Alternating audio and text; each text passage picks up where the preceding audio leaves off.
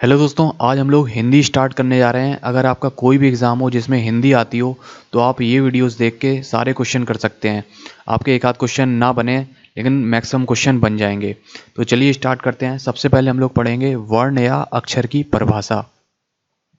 तो आप चाहें तो नोट्स बना सकते हैं। अगर हम लोग UP triple S C JE की बात करते हैं जो 2016 का एग्ज़ाम है, उसका जो पेपर का पैटर्न है उसमें हिंदी के 25 क्वेश्चन पूछे जाने हैं और एक क्वेश्चन 2 नंबर का है। ऐसे 50 नंबर की हिंदी आनी है UP triple S C JE के एग्ज़ाम में। तो चलिए स्टार्ट करते हैं। वर्ण या अक्षर की परिभाषा। वर्ण या अक्षर की परिभाषा।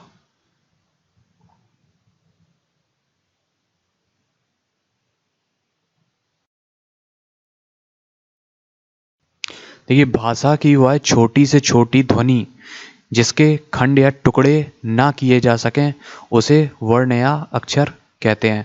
भाषा की वह छोटी से छोटी ध्वनि जिसके खंड या टुकड़े ना किए जा सकें उसको वर्ण या अक्षर कहते हैं। भाषा की वह छोटी से छोटी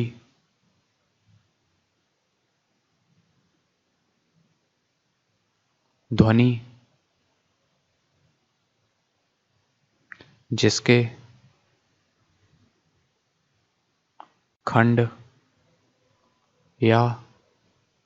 टुकड़े ना किए जा सकें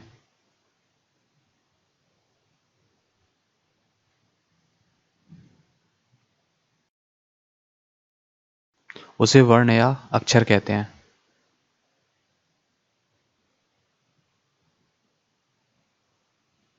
वर्ण या अक्षर कहते हैं। अगर हम लोग एग्जाम्पल की बात करते हैं, जैसे छोटा आ, बड़ा आ, छोटी ई, बड़ी ई, छोटा ऊ, बड़ा ऊ, ए, ऐ, ओ, औ, का, खा, गा इत्यादि। तो ये कहलाते हैं वर्ण। भाषा की वह छोटी से छोटी ध्वनि जिसके खंड या टुकड़े ना किए जा सकें उसको वर्ण या अक्षर कहते हैं। ओके, आगे बात करते हैं। सेकंड हेडिंग है वर्णमाला। क्या होती है वर्णमाला?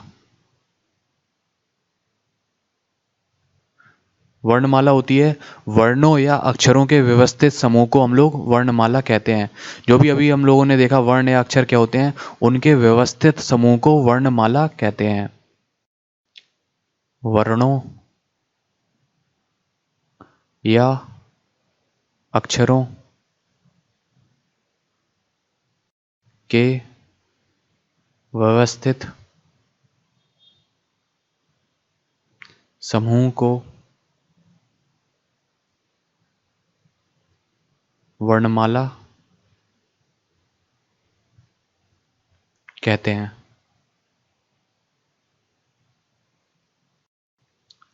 अब आगे पढ़ेंगे हम लोग थर्ड, वर्णमाला के भेद।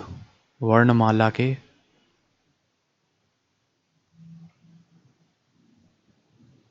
भेद। देखिए, जो मूल रूप से हिंदी वर्णमाला को दो भागों में विभाजित किया गया है। एक है स्वर वर्ण, दूसरा है व्यंजन वर्ण। लेकिन कुछ आधुनिक विद्वान थे, इन्होंने अंग और आहा को ना ही स्वर में रखा और ना ही व्यंजन में रखा। इनको उन्होंने एक नया नाम दिया, अयोगवाह वर्ण। तो इस प्रकार इन्होंने अंग और आहा को अयोगवाह वर्ण में रखा। इस प्रकार हिंदी वर्णमाला के 3 भाग हो गए, स्वर वर्ण, व्यंजन वर्ण और अयोगवाह वर्ण। ठीक है, मूल रूप से तो दो ही थे, स्वर वर्ण और व्यंजन वर्ण। लेकिन कुछ आधुनिक विद्वान आए, उन्होंने अंग और आहा को एक तीसरे अयोगवाह वर्ण में रख दिया और इस प्रकार हिंदी वर्णमाला के 3 भाग हो गए। तो यहाँ पे लिखते हैं, मूल रूप से हिंदी वर्णमाला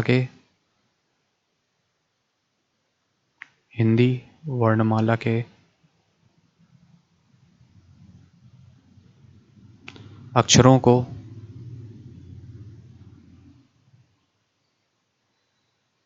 दो भागों में विभाजित किया गया है। दो भागों में विभाजित किया गया है।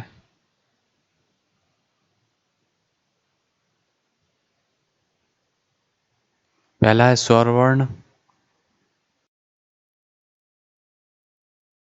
दूसरा है व्यंजन वर्ण।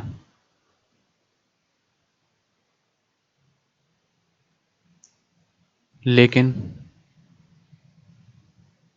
हिंदी भाषा के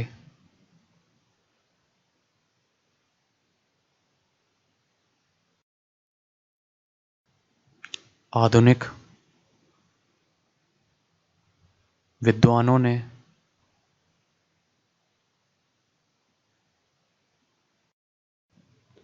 अंग और आहा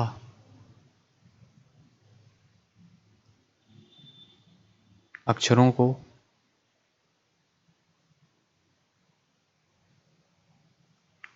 ना ही स्वर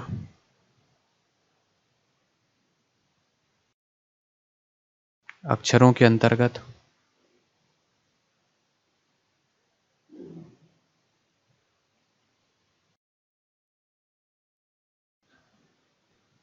शामिल किया है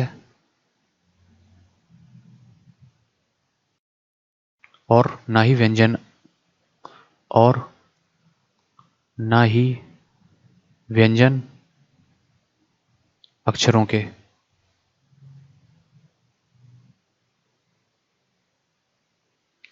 इन दोनों अक्षरों के लिए उन्होंने एक नया नाम दिया। इन दोनों अक्षरों के लिए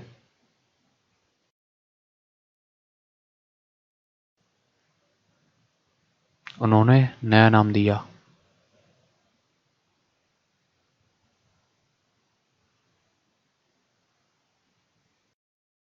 अयोगवाह वर्ण।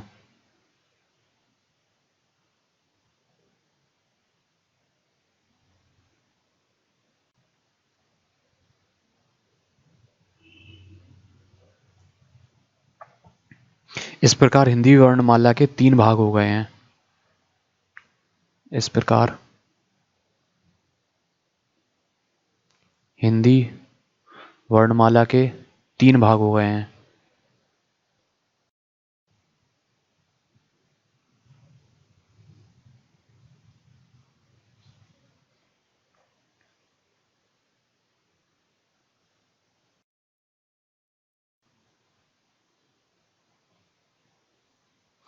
कौन कौन से भाग हो गए हैं? पहला हो गया है स्वर वर्ण, दूसरा हो गया है व्यंजन वर्ण और थर्ड हो गया है अयोगवाह वर्ण।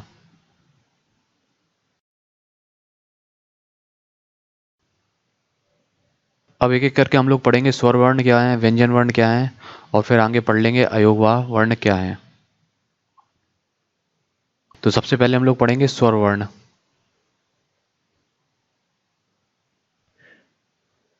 देखिए स्वर वर्ण क्या होते हैं? वर्णमाला के ऐसे अक्षर जिनका उच्चारण करते समय किसी भी दूसरे अक्षर की सहायता नहीं लेनी पड़ती है, उन्हें स्वर वर्ण कहते हैं। यानी स्वतंत्र रूप से बोली जाने वाली सभी ध्वनियां स्वर वर्ण कहलाती हैं। हिंदी वर्णमाला में स्वर वर्ण की संख्या कितनी है? 11। ये क्वेश्चन बहुत बार पूछा गया है। हिंदी वर्णमाला में स्वर वर्ण की संख्या कितनी है? ये है 11। तो लिखते हैं वर्णमाला के ऐसे अक्षर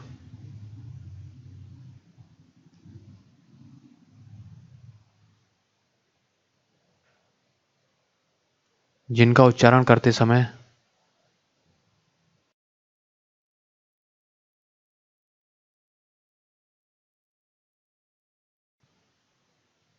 किसी भी दूसरे अक्षर की सहायता नहीं लेनी पड़ती है।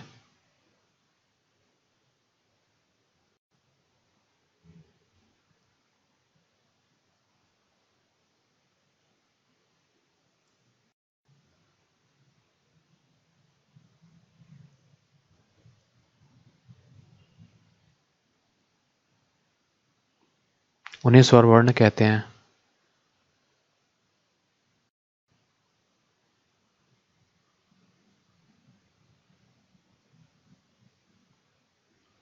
अथवा दूसरी डेफिनेशन भी लिख सकते हैं। ये भी क्वेश्चन पूछा गया है, स्वतंत्र रूप से बोली जाने वाली सभी ध्वनियां स्वर वर्ण कहलाती हैं।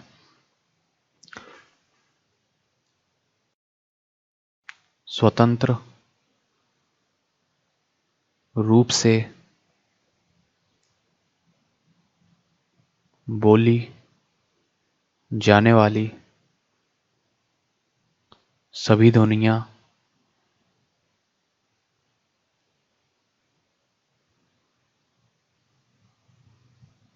स्वर वर्ण कहलाती हैं।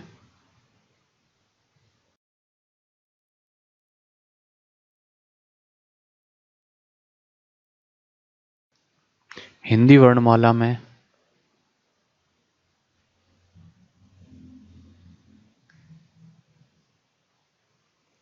मूल रूप से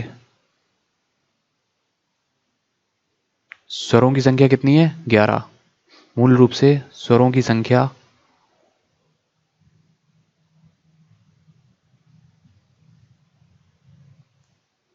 11 है।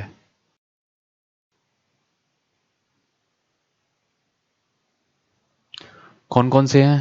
छोटा, बड़ा, छोटी, बड़ी, छोटा ऊ, बड़ा ऊ, ए, आय, ओ, औ और री।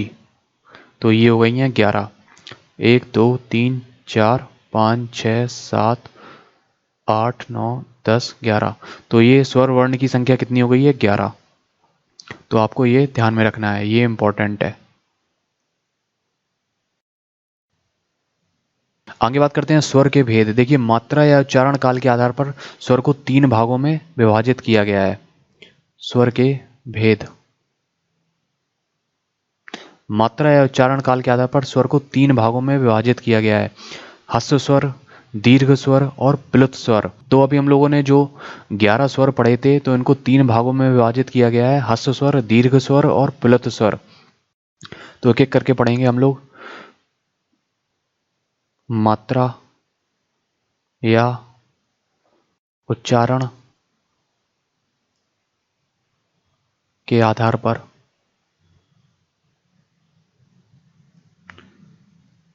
स्वर अक्षरों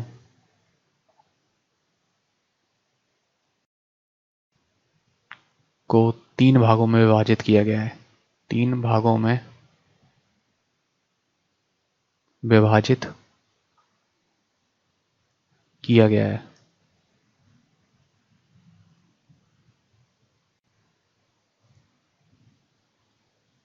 पहला हो गया है ह्रस्व स्वर, दूसरा हो गया है दीर्घ स्वर,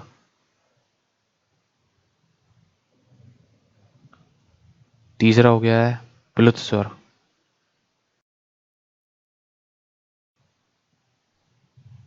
तो देखिए, ह्रस्व स्वर क्या होते हैं? जिन स्वरों के उच्चारण करते समय कम से कम समय लगता है, उनको बोलते हैं ह्रस्व स्वर, और इनकी संख्या हो गई है 4। छोटा, छोटी, छोटा ऊ और री। तो ये हो गए हैं 4। और दीर्घ स्वर कौन होते हैं? दीर्घ स्वर वो होते हैं जिनके उच्चारण करते समय ह्रस्व स्वरों से दोगुना समय लगता है। ह्रस्व स्वरों से दोगुना समय लगता है, तो उनको बोलते हैं दीर्घ स्वर, और इनकी संख्या है 7। बड़ा, बड़ी, बड़ा ऊ, ए, आय, ओ, औ। तो इनकी संख्या है 7 और इनकी संख्या है 4। और प्लुत स्वर क्या होते हैं? जिन स्वरों का उच्चारण करते समय ह्रस्व स्वरों से 3 गुना समय लगता है, 3 गुना समय, तो उनको बोलते हैं प्लुत स्वर। और इन स्वरों का जो उच्चारण है प्लुत स्वरों का, वो किसी को बुलाने में, पुकारने में या फिर किसी नाटक के संवादों में किया जाता है, जैसे हे राम, ओम। तो ऐसे जो भी स्वर हैं जिनका उच्चारण करते समय ह्रस्व स्वर से 3 गुना या फिर दीर्घ स्वरों से अधिक समय लगता है, उनको बोलते हैं प्लुत स्वर। तो एक एक करके हम लोग इनकी डेफिनेशन लिखेंगे, ह्रस्व स्वर, दीर्घ स्वर और प्लुत स्वर की। तो पहले लिखते हैं ह्रस्व स्वर। ह्रस्व स्वर।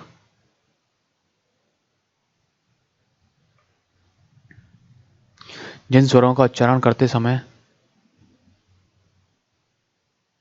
जिन स्वरों का उच्चारण करते समय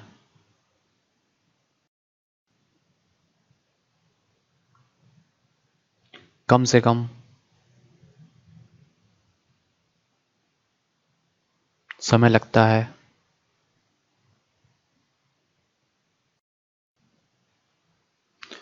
उन्हें हस्व स्वर कहते हैं।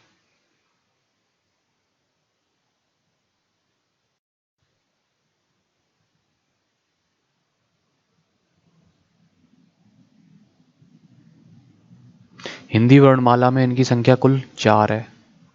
हिंदी वर्णमाला में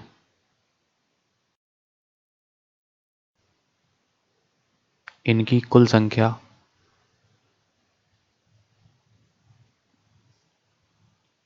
कितनी है? 4 है।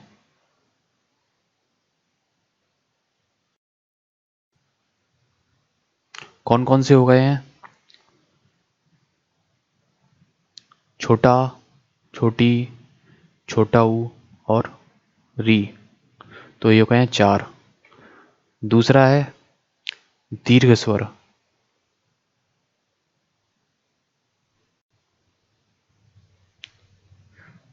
जिन स्वरों का उच्चारण करते समय, जिन स्वरों का उच्चारण करते समय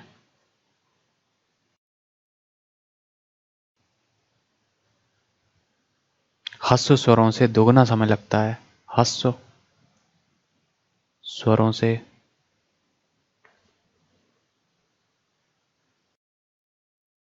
दोगुना समय लगता है, उन्हें दीर्घ स्वर कहते हैं। उन्हें दीर्घ स्वर कहते हैं। इनकी कुल संख्या 7 है। इनकी कुल संख्या 7 है, जो कि निम्नलिखित है। जो कि निम्न है। कौन कौन से हैं? बड़ा, बड़ी, बड़ा ऊ, ए, आए, ओ और औ। तो ये हो गए हैं 7 और ये हो गए हैं 4। इनकी संख्या 4 है और इनकी संख्या 7 है। आगे बात करेंगे हम लोग प्लुत स्वर। थर्ड नंबर का था प्लुत स्वर। ये कौन स्वर होते हैं? इनका उच्चारण करते समय हस्व स्वर से 3 गुना समय या दीर्घ स्वर से अधिक समय लगता है। इनका प्रयोग कहाँ पे करते हैं? किसी को जोर देकर पुकारने में या किसी नाटक या संवाद में किया जाता है। जिन स्वर अक्षरों का उच्चारण करते समय, जिन स्वर अक्षरों का उच्चारण करते समय उच्चारण करते समय हस्व स्वरों से, हस्व स्वरों से तिगुना या दीर्घ स्वरों से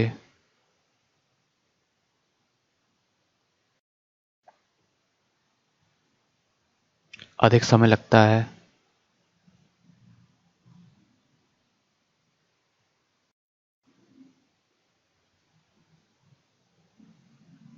उन्हें प्लुत स्वर कहते हैं। उन्हें प्लुत स्वर कहते हैं। इन स्वरों का प्रयोग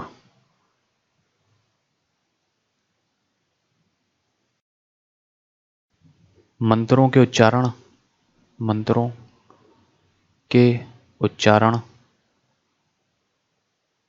या किसी को जोर देकर पुकारने, किसी को जोर देकर पुकारने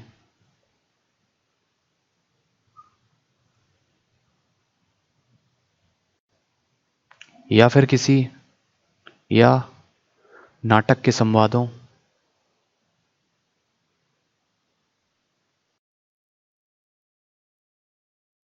इत्यादि में किया जाता है। इत्यादि में किया जाता है।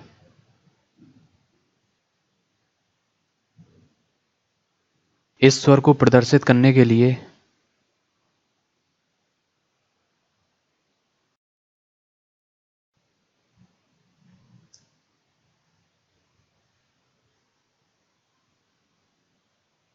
ओम का चिन्ह बना देते हैं, ऐसा चिन्ह का निशान बना देते हैं, का निशान बना देते हैं।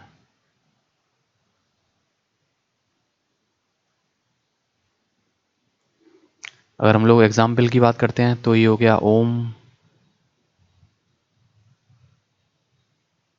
जैसे बोलते हैं हे राम कहाँ जा रहे हो, तो हे राम कहाँ जा रहे हो, कहाँ जा रहे हो, तो ऐसे हम लोग इसका यूज करते हैं। अब हम लोग पढ़ेंगे व्यंजन वर्ण। देखिए व्यंजन वर्ण क्या होते हैं।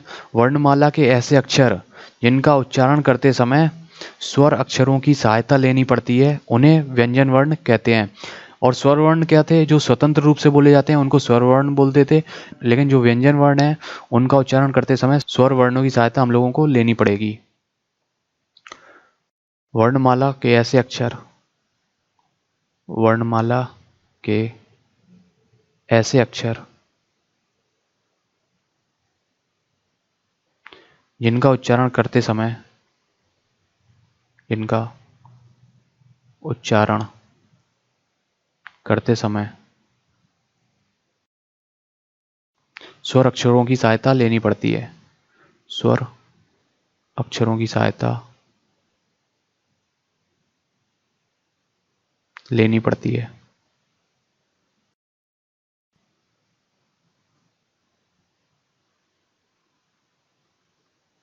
उन्हें व्यंजन वर्ण कहते हैं, उन्हें व्यंजन वर्ण कहते हैं। देखिए परंपरागत रूप से या मूल रूप से जो व्यंजन वर्ण है उनकी संख्या 33 है। ये क्वेश्चन बहुत बार पूछा गया है। लेकिन आधुनिक हिंदी व्याकरण में व्यंजन अक्षरों के अंतर्गत 6 और अक्षरों को शामिल कर दिया गया है। इस प्रकार हिंदी वर्णमाला में कुल व्यंजनों की संख्या 39 हो गई है। परंपरागत रूप से या फिर मूल रूप से, या मूल रूप से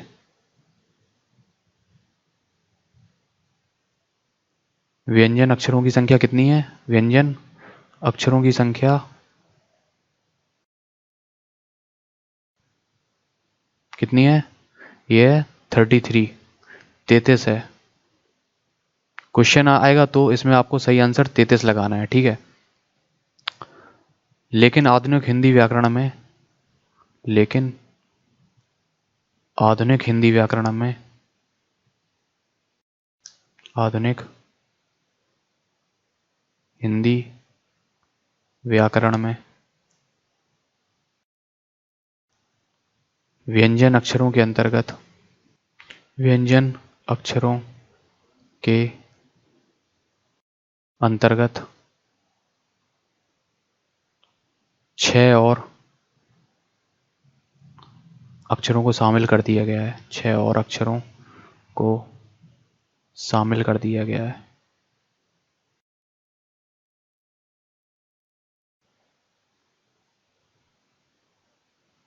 इस प्रकार हिंदी वर्णमाला में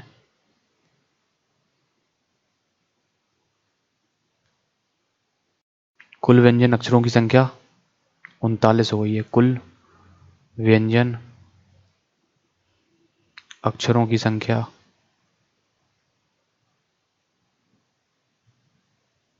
39 हो गई है।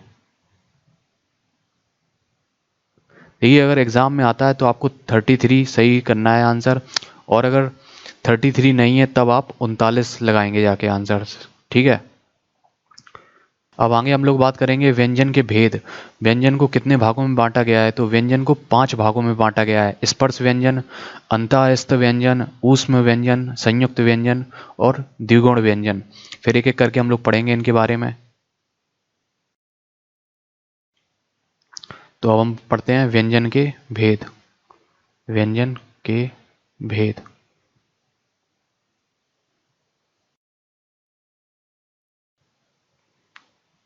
तो इसके कितने भेद होते हैं? 5 भेद होते हैं। 5 भेद होते हैं। कौन कौन से होते हैं? पहले नंबर का है स्पर्श व्यंजन, दूसरे नंबर का है अंतःस्थ व्यंजन,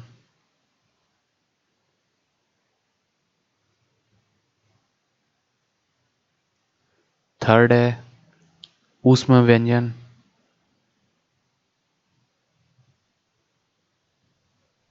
चौथे नंबर का है संयुक्त व्यंजन,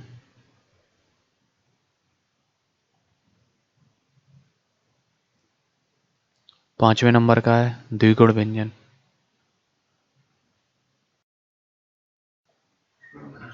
तो एक एक करके हम लोग ये सारे व्यंजन पढ़ेंगे। स्पर्श व्यंजन क्या होता है, अंतःस्थ व्यंजन क्या होता है, ऊष्म व्यंजन क्या है, संयुक्त व्यंजन क्या है और द्विगुण व्यंजन क्या है। तो सबसे पहले हम लोग बात करते हैं स्पर्श व्यंजन की। तो इसको समझने से पहले हम लोग एक टेबल समझते हैं, वर्ग का नाम। तो टेबल वही है वर्ग का नाम, वर्ग का नाम, यहाँ पे वर्ग का नाम, यहाँ पे वर्ग के अंतर्गत अक्षर, वर्ग के अंतर्गत अक्षर, और यहाँ पे उच्चारण स्थान। तो यहाँ पे वर्ग के क्या नाम हो गए हैं? का वर्ग, चा वर्ग, टा वर्ग, ता वर्ग और पा वर्ग। तो का वर्ग के अंतर्गत कौन कौन से अक्षर आते हैं? का, खा, गा, घा, इंगा। चा वर्ग के अंतर्गत कौन कौन से अक्षर आते हैं? चा, छा, जा, झा, इया। टा वर्ग के अंतर्गत टा, ठा, डा, ढा, ड़ा। ता वर्ग के अंतर्गत ता, था, दा, धा, ना। पा वर्ग के अंतर्गत पा, फा, बा, भा, मा। तो ये वर्ग हैं और इनके अंतर्गत ये अक्षर आते हैं। का वर्ग, चा वर्ग, टा वर्ग, ता वर्ग, पा वर्ग। का, चा, टा, ता, पा, ऐसे याद करना है। और इनके उच्चारण स्थान की अगर हम लोग बात करें कि ये अक्षर कहाँ कहाँ से बोले जाते हैं, तो पहला है कंठ। जो का वर्ग के अक्षर हैं वो कंठ से बोले जाते हैं, कंठ से। जो चा वर्ग के अक्षर हैं वो तालु से बोले जाते हैं, और टा वर्ग के अक्षर मूर्धा, मूर्धा से बोले जाते हैं, मूर्धा। मूर्धा क्या होता है? मुख के ऊपरी छत का अगला भाग, मुख के ऊपरी छत का अगला भाग। ओके। और जो ता वर्ग के अक्षर हैं वो दंत से बोले जाते हैं, और पा वर्ग के अक्षर होष्ठ से बोले जाते हैं, होंठों से। अगर आप पा बोलेंगे पा पा पा पा तो होष्ठ, होंठों का प्रयोग हो रहा है। ता, ता बोलेंगे तो दांतों में जो है जीभ छुप रही है, और ये टा, का ये गले से आवाज निकल रही है।